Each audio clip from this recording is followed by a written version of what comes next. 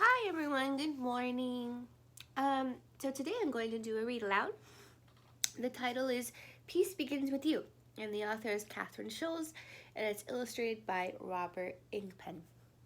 I'm choosing this book because at this current moment in time, I felt like I needed a little peace, and I'm not sure if I'm the only one who also needs that. So hopefully you enjoy this book along with me.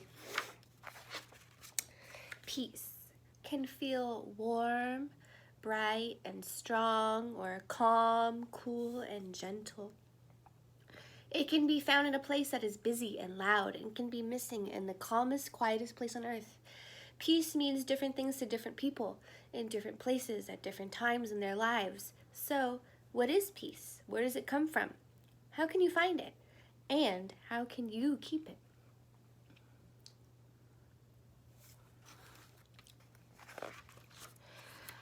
There are some things you need just to stay alive. Food, water, a place to live, clothes to keep warm, help when you are ill or injured.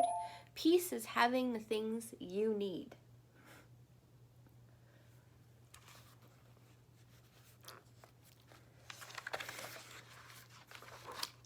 Then there are things that you want, things that make life good. Small things like a cup of hot chocolate, or a winter evening, or a walk along an empty beach, or a special place to be alone with your friends.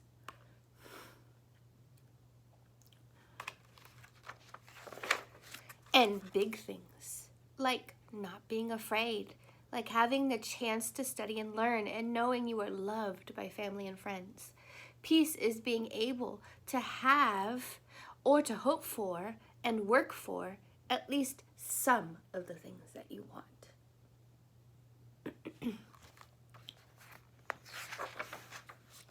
Everybody is different. They want and need different things in different places at different times in their lives. And peace is being allowed to be different and letting others be different from you.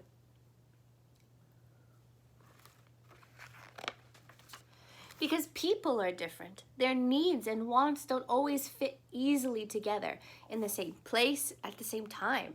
And even when people are not very different, there can be problems. And they may want you to have or use the same thing at the same time. Or there may not be enough of something that everybody wants to go around. I'm noticing that a lot in the world right now.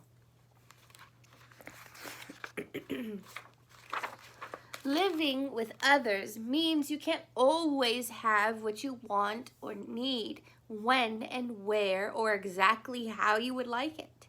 It means that sometimes your feeling of peace will be interrupted in a small way or in a big way. Some people have tried living all by themselves so that their peace will be complete, but often it doesn't work and they feel lonely. And loneliness is not a peaceful feeling. So what can be done about people's needs or wants that don't seem to fit together? There can be arguments, angry words, silences, or even fighting. It can go on for a long time or a short time, until one side wins or the other loses, until one gets what they want or need and the other just gives up. And when this happens, peace is interrupted, but something completely different can happen. There can be a different kind of argument, one where both sides explain what they need or want and why, where they have to listen to one another, where they work together to solve the problem so that both sides can have what they need or want, or at least some of it.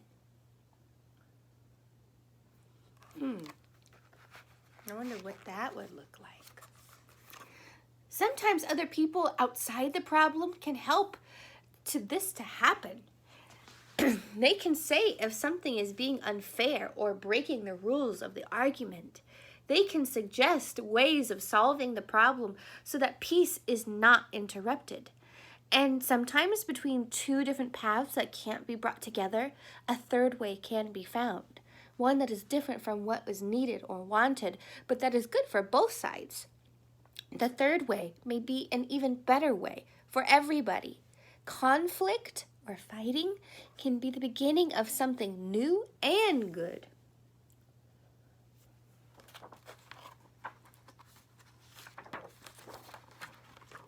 But what happens when no third way can be found?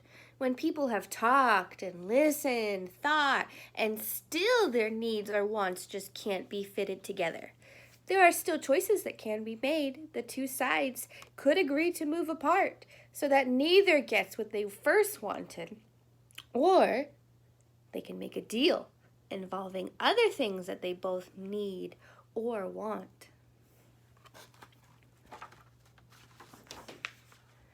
There are always choices that can be made. Some choices threaten peace, some protect it. Every day, people make choices about peace at home, at school, at work, and their choices affect others as well as themselves.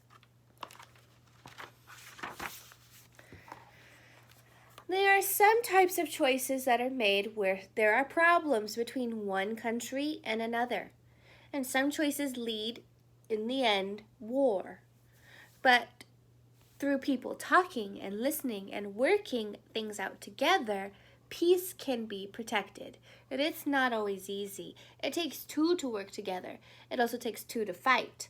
And often only takes one to begin the step toward a peaceful solution.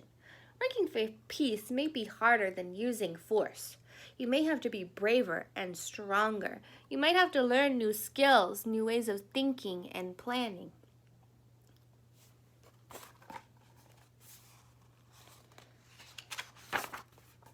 But when you consider how much pain is caused by the breaking of peace in families, neighborhoods, and countries all over the world and all through time, it has to be worth it. Peace has to be a better way.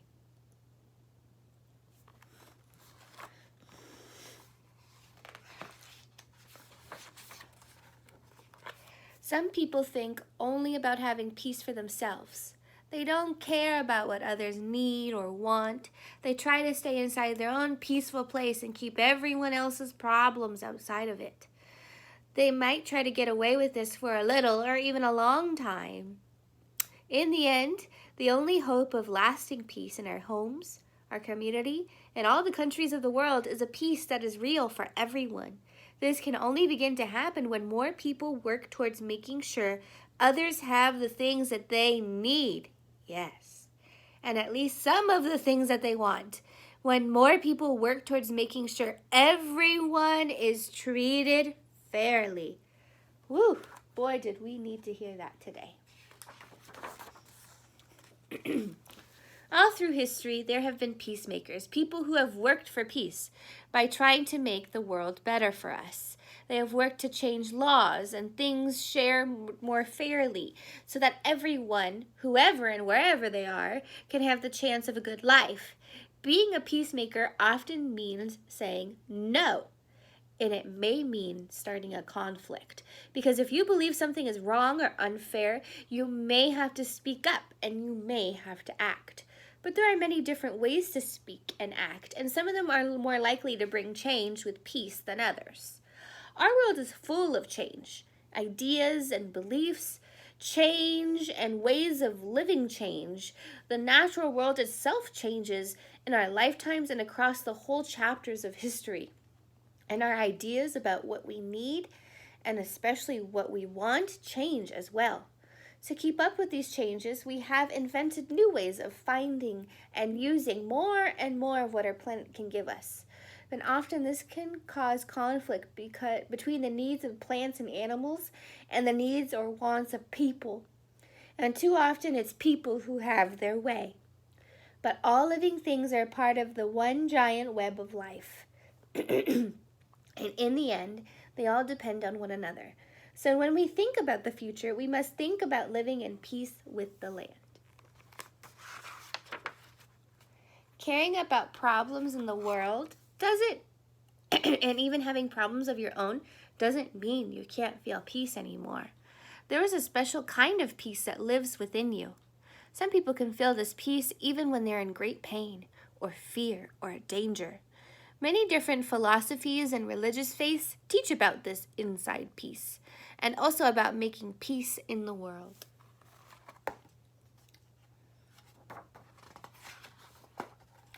Peace is not a gap between times of fighting or a space where nothing is happening. Peace is something that lives, grows, and spreads and needs to be looked after.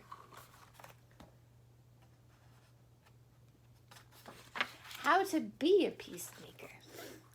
Learn about what's happening in the world around you. Learn about different ways of living and thinking. Be involved in the decisions made on your behalf by parents, teachers, counselors, politicians. But first of all, learn about yourself, about why you think, believe, feel, and act as you do. Learn how to listen and see things from other points of view. Learn how to solve problems peacefully in your own life, because peace begins with you in your own backyard.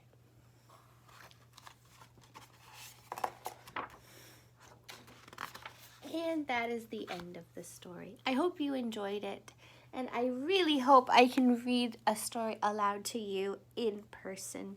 But until then, bye. I miss you so much. Have a great day.